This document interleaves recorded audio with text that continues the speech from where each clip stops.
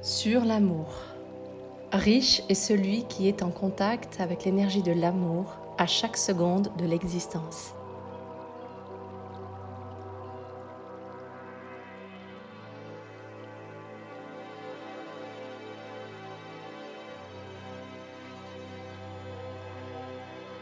Je me suis vite rendu compte que dans cet amour que je ressentais, j'y avais mis des attentes, des peurs, des attachements. Derrière ma conscience de l'amour que j'avais, inconsciemment il y avait des blessures.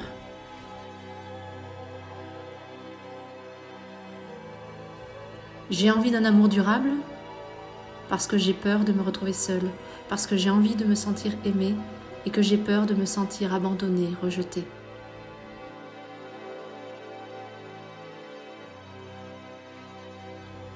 J'ai envie d'une relation d'amitié qui dure toute la vie, parce que j'ai envie de garder cet autre être dans mon entourage, parce que j'ai peur de le perdre. Il y en a d'autres.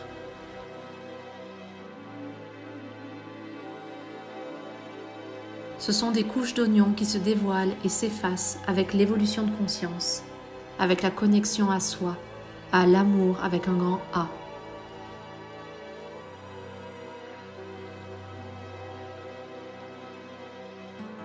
Évidemment, je ne me suis rendu compte de ces attachements, blessures, peurs et attentes que lorsque quelque chose commençait à gripper dans la relation. Je ne reçois pas l'attention que je souhaiterais, je le traduisais en « il ne m'aime pas ». Je n'ai pas de réponse, cela voulait dire « il me fuit ».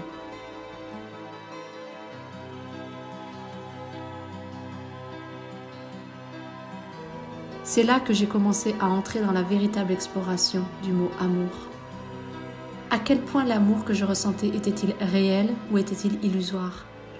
Était-ce de l'amour lorsque je projetais sur la personne des envies, des images que j'avais créées de toutes parts et qui, une fois mises en parallèle avec la réalité, me faisaient voir le fantôme de ma projection ?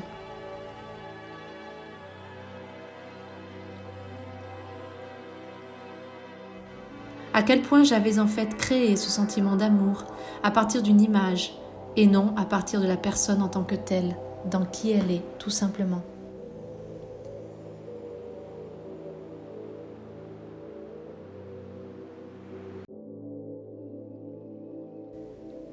L'amour, dans ce cas-là, nous fait entrer dans une autre dimension. L'amour pur et inconditionnel consiste à aimer l'autre dans son entièreté, dans sa plénitude, c'est-à-dire dans ses qualités et défauts, dans ses ombres et lumières.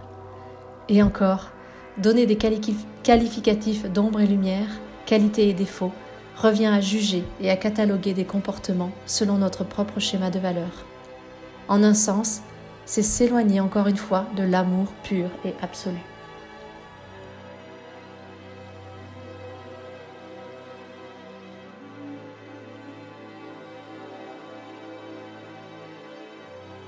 L'amour, c'est voir entièrement l'autre. C'est l'aimer dans toutes ses facettes, celles qu'on comprend et admire, celles qui nous challenge et celles qui, de prime abord, pourraient nous faire réagir.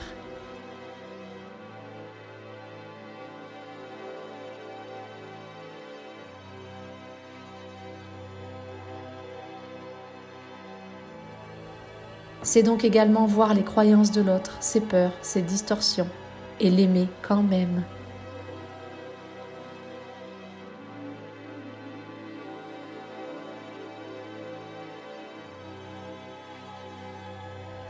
C'est aimer la lumière, voir qui il est au-delà de ses attributs.